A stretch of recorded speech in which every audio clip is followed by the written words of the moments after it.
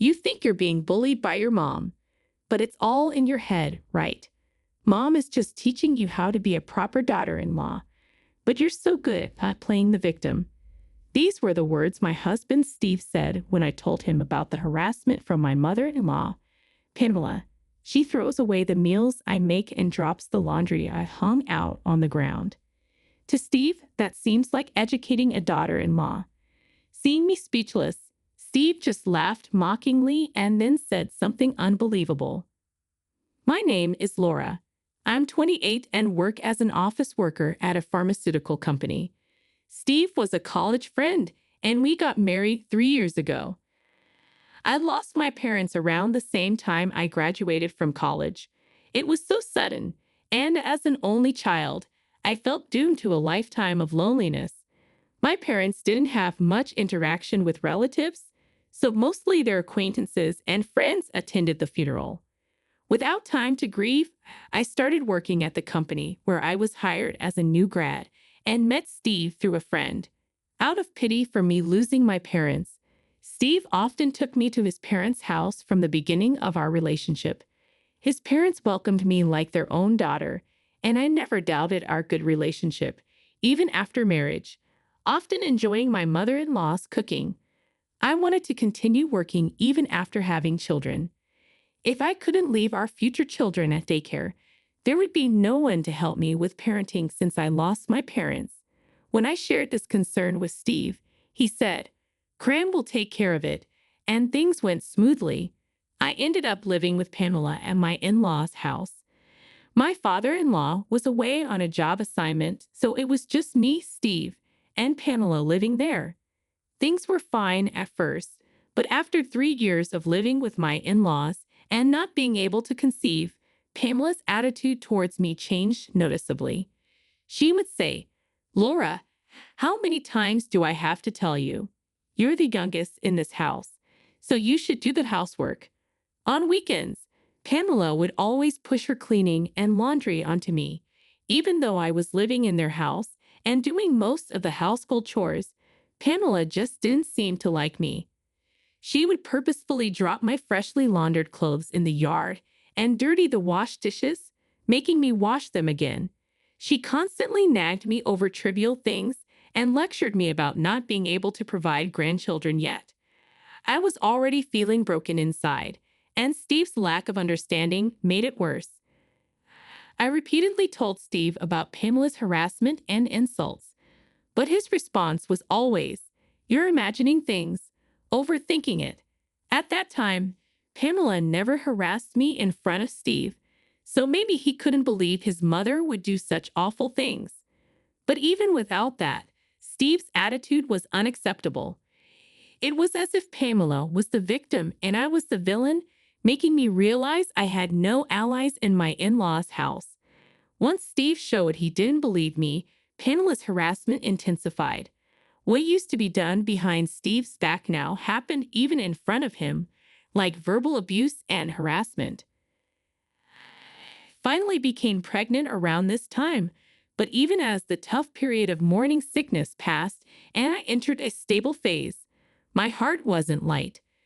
Going on maternity leave and being constantly subjected to Pamela's relentless harassment, and Steve not only disbelieving me but joining Pamela in belittling me were the main reasons. Even Steve, who was so happy when he first found out about the pregnancy, now joined Pamela in calling me a woman who does nothing but eat and sleep. I knew stress was bad for the baby, but I saw no solution. Despite the situation, the only person I could turn to for help was Steve.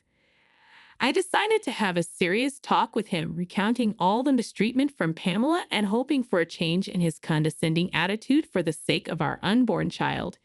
I picked a weekend and approached Steve, who was relaxing in the living room. "Hey, there's something I want to talk about." As I said that, Steve lazily lifted his face from his mobile phone. "Lately, both you and Pamela have been really cruel to me, and when Pamela harasses me, you just ignore it and pretend it's not happening. Can you stop doing that?" Steve, seemingly unsure whether to listen or not, stared blankly into the distance, then mockingly focused back on me. That's just you overreacting. What mom does isn't harassment or anything. How can you say that?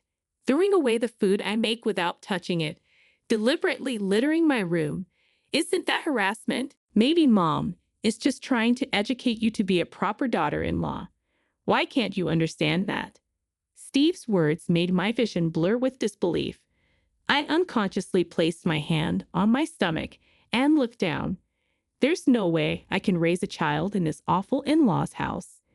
Steve and Pamela's mindset will definitely have a bad influence on the child. Maybe it's normal for you and Pamela, but it's hard for me. I'm at my limit. My hand on my stomach trembled slightly. My anguished cry tore through me, but it didn't reach Steve. All that came back was his mocking laughter. At my breaking point, Steve said, "If it's so bad, why don't you leave? Neither mom nor I would be troubled by your absence." Steve's unexpected suggestion stopped my thoughts for a moment. But then I exclaimed, "Supporting my belly? What are you saying?" "I'm pregnant, you know." Steve looked at me as if to say, "So what?" and let out a dry laugh. "Huh, that's right. You have nowhere to go if you're kicked out. Poor thing, with no parents or a home to return to, you have no place to rely on." Steve's mocking voice echoed in my ears. I bit my lip and glared at Steve with anger in my eyes. "What's with that look?" Overwhelmed by my intense gaze, Steve looked slightly displeased. "I'm going back to my parents' home," I said. After a moment of silence, Steve burst out laughing. "Go back if you can. You'll probably end up sleeping on the streets, talking big about going back to your parents' home." As Steve's laughter continued, I pulled out a large Boston bag from the closet and started packing clothes and valuables. Steve seemed to believe I had no place to go other than his parents' house. He thought that even if I said I would leave out of stubbornness, I'd ultimately have no choice but to return. Pamela, hearing the conversation, came over and said, "It's your fault for not following our house's rules." Like Steve, Pamela seemed to be saying I should leave if I didn't like it. I had no intention of ever returning to my in-laws' house. Once I settled down after leaving, I planned to send divorce papers. After packing, I muttered to Steve and Pamela, still laughing unpleasantly, "Goodbye." I had decided then to raise this child on my own. They would never see the face of my unborn child. A year has passed since I left the in-laws' house. I successfully gave birth to a girl and am struggling with parenting alone. I haven't returned to the in-laws' house. 3 months after leaving, I sent Steve divorce papers, which were processed without issue. I'd also requested child support at the same time. But Steve hasn't paid child support, so it seems I'll need to talk to a lawyer and negotiate with him in the future. Trying to lift my sinking spirits, I looked up at the towering high-rise in front of me. A sign saying "Model Room Open for Viewing" stood at the entrance, and occasionally other visitors came to look around. I was thinking of buying a condo before returning to work. Where I'm living now is far from both my workplace and the nearest child care center, making it inconvenient. Considering I'll be raising my child alone, I want to settle down in a fixed place soon. Fortunately, I have ample funds to buy a condo. After registering at the reception on the first floor, I was shown to a room on the top floor. Following the guide, I rode the elevator up. Arriving at the 50th floor, the elevator doors opened, and I was surprised. The person I saw was just as shocked to see me. The employee assigned to guide me turned out to be Steve. He was supposed to be working at a securities firm when we were married. But when did he switch jobs? Steve must have never imagined meeting me here. Clearly unsettled, he was darting his gaze around. Moreover, this was the top floor of an exclusive apartment, accessible only to those with a serious intention to buy. With an awkward smile, Steve began showing me around the top floor. His words were gentle, but his glances kept asking why I was there. We both felt uncomfortable, but the room itself was impeccable. It was close to my workplace and had an underground connection to a childcare center. As expected of a luxury high-rise, it boasted a park in the courtyard and a 24-hour supermarket underground. An ideal environment where I could definitely raise my child on my own. "I think I'll take this apartment," I said. Steve was surprised at my decision. I had come prepared to sign a contract immediately if I found a suitable place. However, Steve didn't bring out the contract, no matter how long I waited. Just as I was about to question him, Steve's lips quivered. "There's no way." "What?" "A single mom going through a divorce can't afford the top floor of a high-rise." Steve's face showed a mix of emotions. His expression, neither anger nor jealousy, seemed accusatory. "Did you catch some rich guy, or are you doing some unspeakable job?" I stepped back as he closed in. "No, I just sold my family home for a bit more than expected." "Your family home?" And then recounted the events of the past year. After leaving my in-laws, I moved back to my family home, which was in my name. Both my parents had passed, and the house was too large for me alone. The impressive water garden, a hobby of my father's, must have added to its value. Just before the baby was born, someone wanted to buy it, but that doesn't mean it would sell for enough to buy the top floor of a mansion, right? Steve's skepticism was understandable. The house was old and showing wear. I thought it would only cover living expenses for a while, but the buyer was a well-known, wealthy individual. He was more interested in the water garden than the house itself, offering 5 times the market value for it.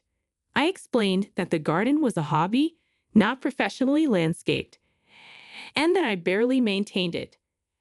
However, the buyer liked the foundation and planned to have a gardener reshape it to his liking.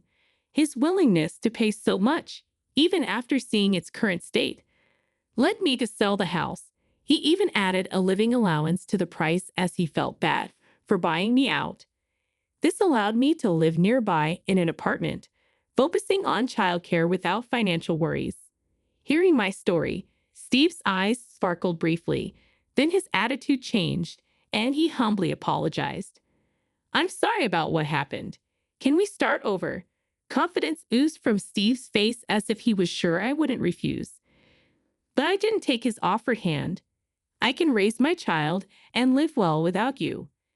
I have no desire to live with someone who looks down on others." At that moment, Steve's face turned to anger. His face reddened as he glared at me. "You're refusing my offer to remarry you?" A colleague with the contract appeared behind Steve, perhaps curious about our long conversation. I glanced past Steve to greet the colleague, but Steve seemed oblivious. A woman being rich is just wrong. Women should just quietly support their men and stay at home.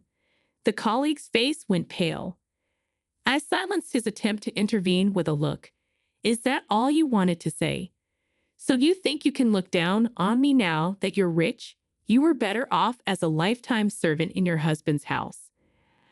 I sighed and turned to the employee standing frozen with a stack of contracts and documents.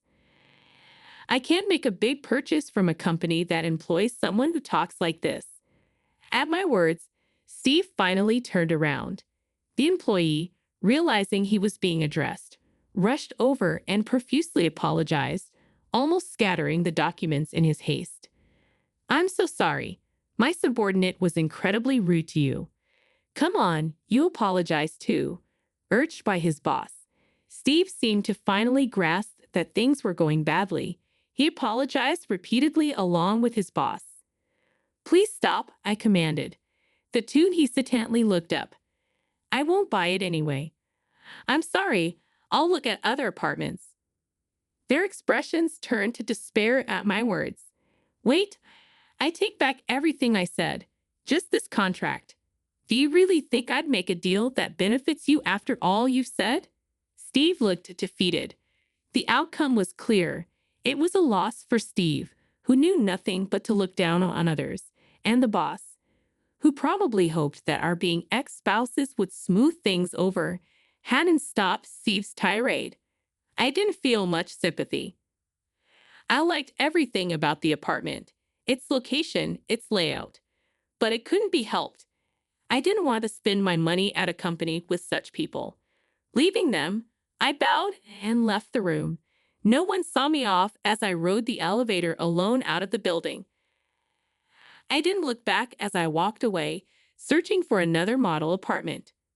Later, I heard through Pamela that Steve had not only lost the big contract for the top floor of the high-rise, but also faced a pay cut and demotion for his verbal abuse towards me, a client, leading to his resignation.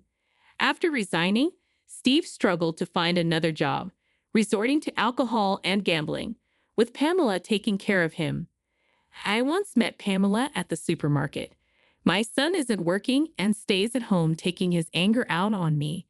I'm sorry for everything. Please remarry him and come back, she pleaded.